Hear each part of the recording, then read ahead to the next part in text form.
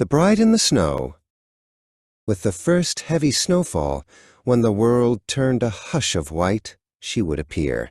They called her Isolde, the Snow Bride, a figure of ethereal beauty, her gown woven from the very flakes that danced around her. Her presence was a chilling promise, for wherever her silent steps touched the frozen earth, a miraculous thaw began, hinting at a spring of unparalleled bounty. But her blessing carried a shadow, a dread that crept into the hearts of those who welcomed her. For every village Isolde graced with her winter visit, the most vital among them, the elders, the wise, the strong, would inevitably fade before the crocuses dared to bloom. A life for a life, the old tales whispered, a bittersweet bargain with the winter's heart. This year, Oakhaven, a village nestled deep in the frosted valleys, faced a stark choice. The previous winter had been cruel, their granaries nearly empty. Whispers of inviting Isolde, despite the looming cost, grew louder. The fear of starvation warred with the dread of her icy touch. Bran, the village elder, a man whose eyes held the wisdom of many winters, stood firm. "We must welcome her," he declared, his voice steady despite the tremor in his heart. "Perhaps there is a way, a truth hidden within her sorrow, that can break this ancient curse. I will seek it." As the first blizzard descended, Isolde appeared, a silent specter gliding through Oakhaven's snow-choked lanes. Her presence was a cold caress, and beneath her steps, the frozen ground visibly softened, dark earth peeking through the white, a promise of life stirring beneath the shroud of winter. Bran, his heart pounding a slow, steady rhythm, approached her. He held out a small, hand-carved wooden bird, its wings outstretched as if in flight. He spoke not of fear, but of empathy, his voice a gentle murmur against the biting wind, acknowledging her profound sorrow and her endless search. Isolde paused, her gaze lingering on the simple offering. A faint, almost imperceptible sigh escaped her lips, like the whisper of the winter wind through bare branches. She did not take the bird, but her head tilted slightly, as if listening to a distant, unheard melody, a memory stirring within her icy depths.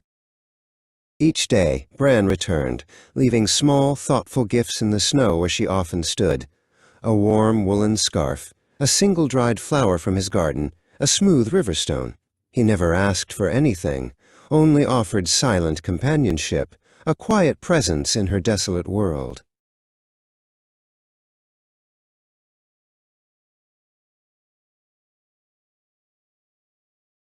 One evening, beneath a full, luminous moon that cast long, blue shadows across the snow, Isolde finally spoke.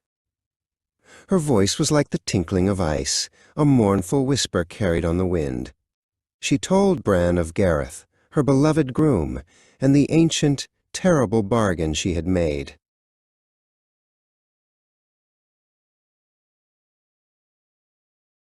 On their wedding day, a monstrous blizzard had swept Gareth away.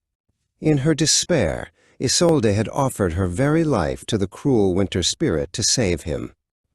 But the spirit, cunning and cold, twisted her plea.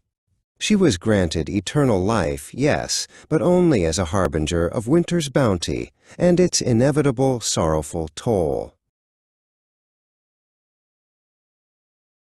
The winter spirit demanded a life for a life, a soul for a soul.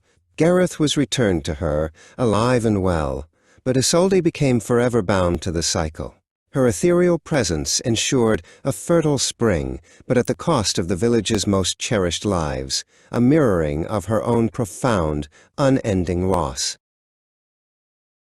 Bran listened, his heart heavy with understanding.